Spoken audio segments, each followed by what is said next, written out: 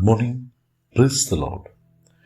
Blessing for nation મિનિસ્ટ્રીથી વોકનો ભાઈ સેમ ક્રિશ્ચિયન ઈશ્વર પિતાએ આજે આપણને આપેલા આજના એક નવા સુંદર દિવસે આપને પ્રભુ ઈસુ ખ્રિસ્તના નામમાં પ્રેમી સલામ પાઠવું છું.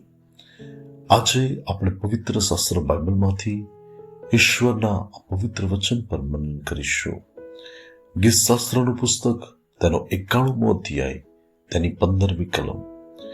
ત્યાં પ્રભુના વચનમાં લખ્યું છે, તે મને અરજ કરશે એટલે હું તેને ઉત્તર આપીશ. હું સંકટ સમયે તેની સાથે થઈશ, હું તેને છોડાવીને માન આપીશ.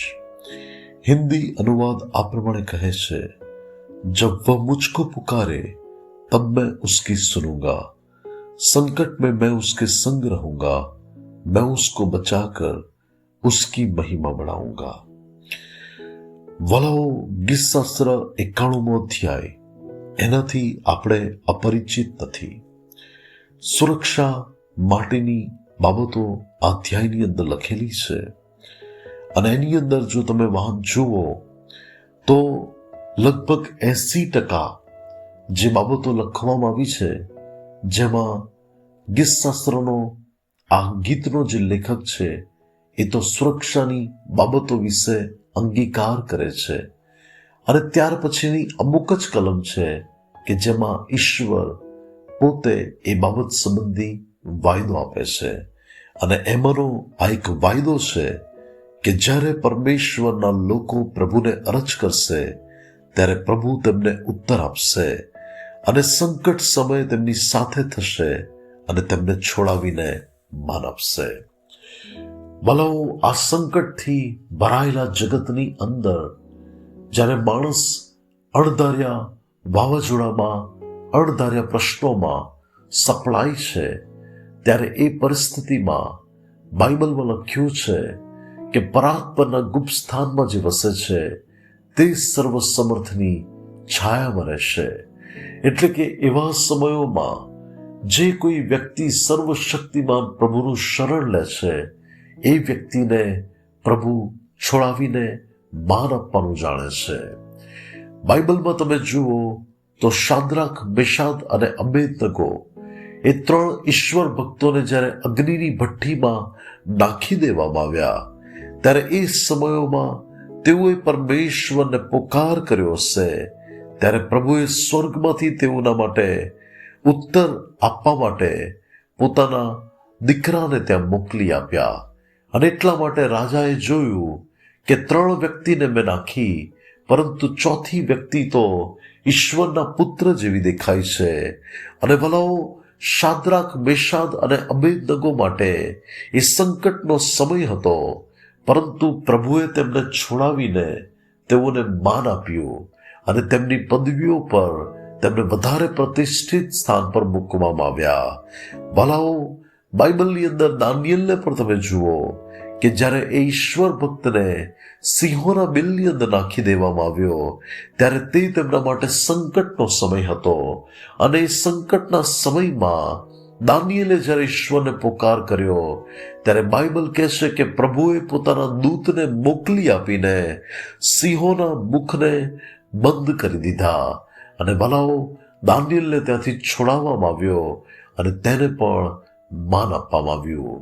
આજે ચાહે તમે કોઈ એવા સંકટની અંદર હો, આજે હોઈ શકે તમે કોઈક એવા સમય અને સંજોગોમાંથી પસાર થઈ રહ્યા છો, પરંતુ હું પ્રભુનો સેવક આપને કહીશ કે તમે પ્રભુને જ્યારે સાચા હૃદયથી અરજ કરશો ત્યારે પ્રભુ તમને ઉત્તર આપશે અને તે તમને છોડાવીને માન આપશે. ગઈકાલે એક બહેને મને કોલ કર્યો અને તેમણે પોતાની પરિસ્થિતિ મારી આગળ રજૂ કરી અને પરિસ્થિતિ રજૂ કરતા કરતા જ તેઓ ધ્રુસકે ને ધ્રુસકે રડવા લાગ્યા. ત્યારે ભલાઓ એમની પરિસ્થિતિ તો દુઃખદ હતી, એમના માટે સંકટનો સમય છે અને તેઓએ મને કહ્યું કે તમે આ બધી વિનંતી પ્રભુના એવા કોઈક સેવકોને પણ આપો કે જેઓ મારા માટે પ્રાર્થના કરીને મને માર્ગદર્શન આપે.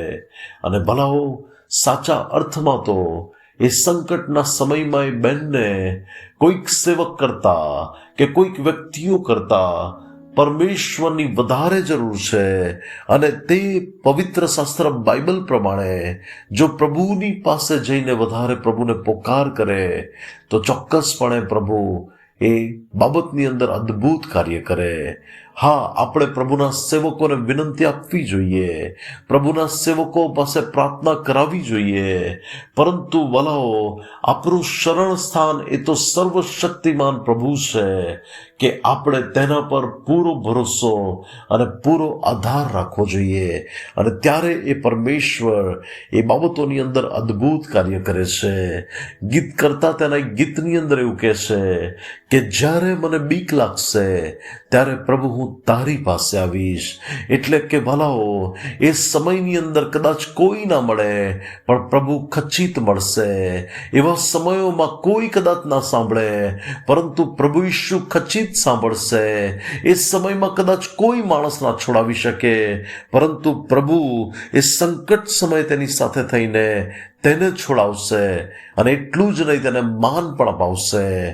ત્યારે ભલાઓ આપણે આપણા પ્રભુને આપણા જીવનની દરેક પરિસ્થિતિઓમાં આપણે તેમને પ્રથમ સ્થાન આપીએ. સુખમાં કે દુઃખમાં, અનુકૂળ કે પ્રતિકૂળ પરિસ્થિતિ, અને જ્યારે આપણે પ્રભુને પ્રથમ સ્થાન આપીને તેમનું શરણ લઈશું, પ્રભુ ચોક્કસપણે આપણા હકમાં અદ્ભુત કાર્ય કરશે. પ્રભુ આજના પવિત્ર વચન દ્વારા આપણને આશીર્વાદિત કરે.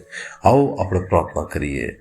સ્વર્ગમાંના અમારા પ્રેમાળ પિતા, કૃપાળુ ને દયાળુ પ્રભુ, આજના પવિત્ર વચનને માટે તમારો આભાર.